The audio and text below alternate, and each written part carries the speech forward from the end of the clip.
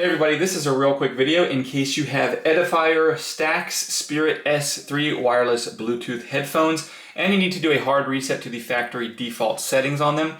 Now you're going to want to do this reset for one of two reasons. The first one is troubleshooting. If you're having any issues with these headphones not connecting to your phone or other device or not pairing with Bluetooth, or if they keep disconnecting, not responding, etc., any bugs like that you're trying to fix, this factory reset will fix a lot of these issues.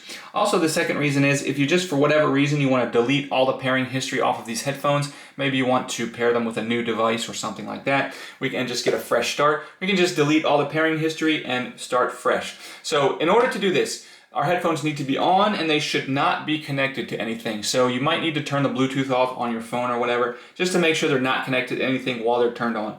And once they're on and not connected to anything, all we need to do is come in and press and hold the volume up and volume down buttons simultaneously for 5 seconds, basically until this light blinks 6 times in blue quickly. It'll give 6 quick flashes indicating that the reset's successful. You can release the buttons and then you can go ahead and set these headphones up just like you're setting them up new and pair them with a new device.